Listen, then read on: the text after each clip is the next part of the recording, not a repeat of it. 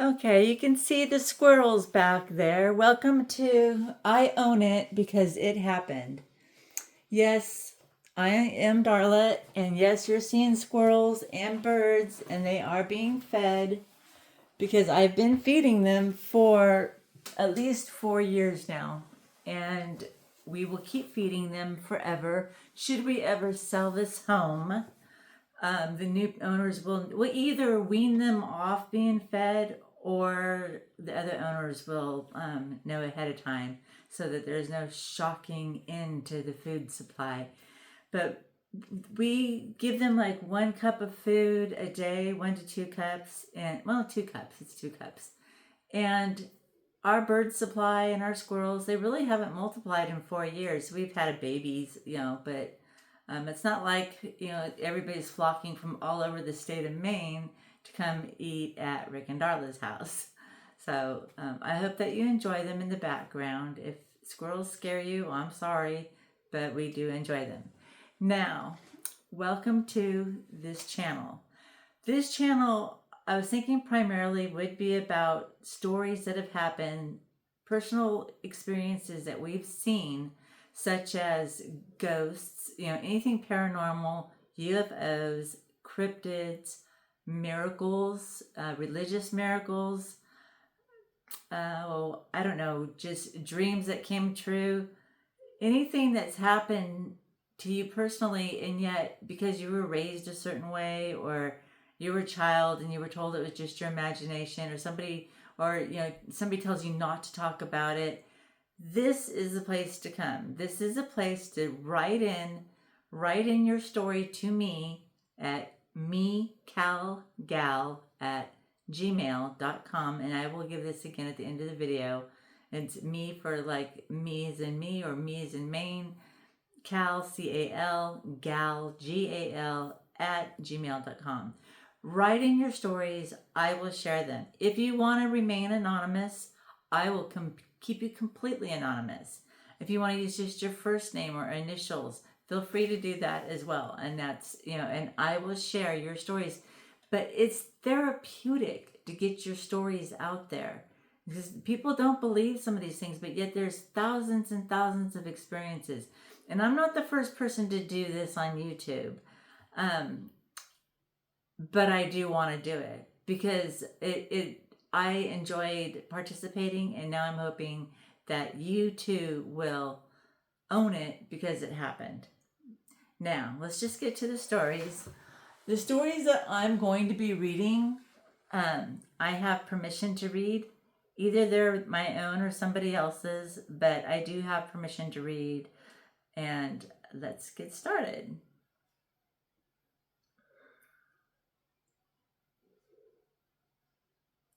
This is a ghost story.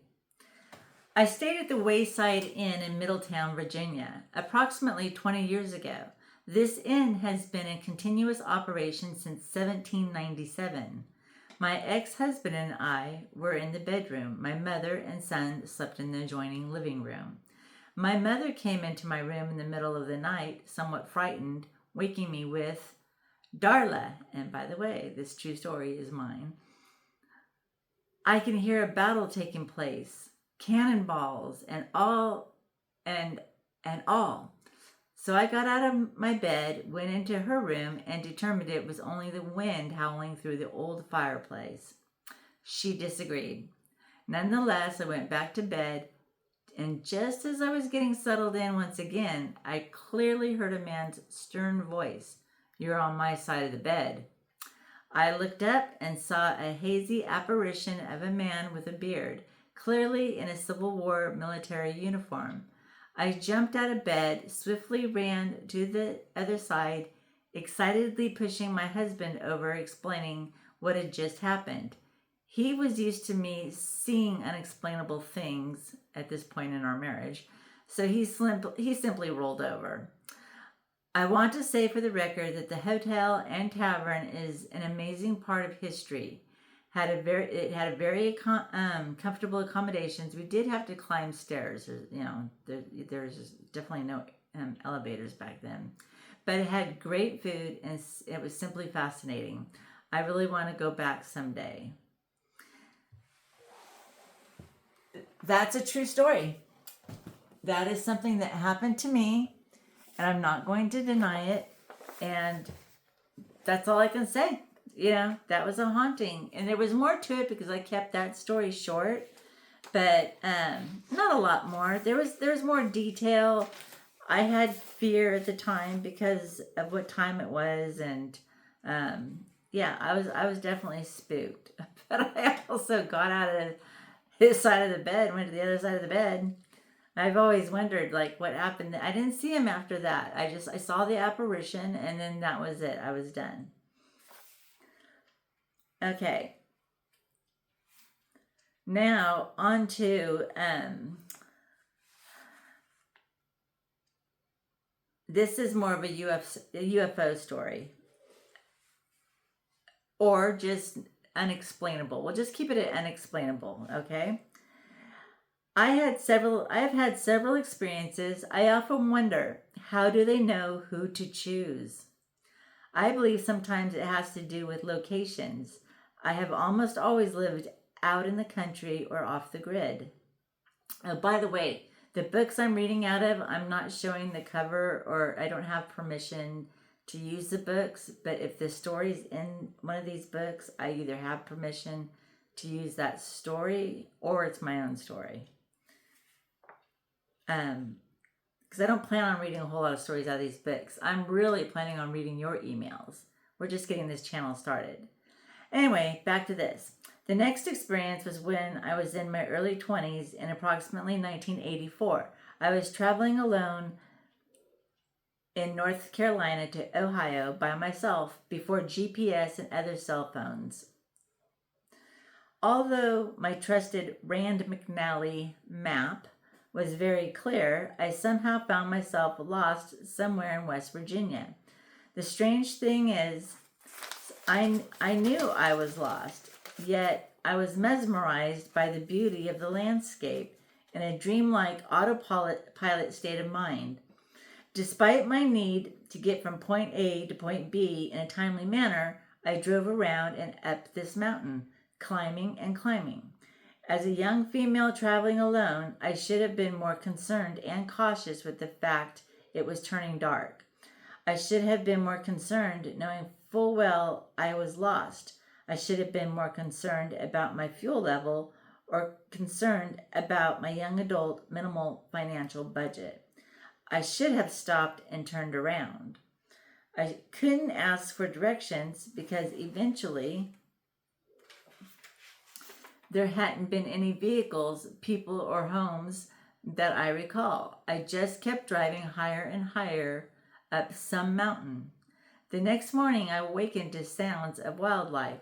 I was in my truck, doors locked, fully dressed, perfect body temperature, without so much as a jacket, and at the very top of a mountain. It was breathtaking. However, I was so confused. I had no idea what time I had arrived up there, or even arriving, let alone falling asleep. And when I allegedly woke up, quote unquote, I was already sitting up in my truck behind the wheel, and the key was in the ignition. I was so very wide awake. There was not a lot of space on that hilltop, just barely enough to turn my truck around. And I have zero idea if it was private property. I do not recall parking. I certainly had no idea where I was. Driving back down the mountain only took about maybe 20 minutes, and I found I wasn't lost at all. I was back on track and arrived in Ohio in a perfect timely manner. It just doesn't make any sense. I wish so bad I could remember more. I just cannot. But it has been very therapeutic just writing to you my experiences, whether you read them or not. I am genuinely comforted by the fact that I am not alone. And that's what this channel is about. You're not alone. And yet you can tell your story because it happened to you and you can own it. And that's what we're going to do here. Please email me. First of all, please like the button. Hit the like button, hit the subscribe button, and that will help me get more stories out, especially if you write into me at mecalgal@gmail.com. mecalgal@gmail.com. Okay, I will see you next time. Hopefully there are some birds behind me as I turn off this camera, because I still haven't figured out how to do a lot of these things by myself. I'm still learning. Yep, the birds are out there wandering around. There's still squirrels.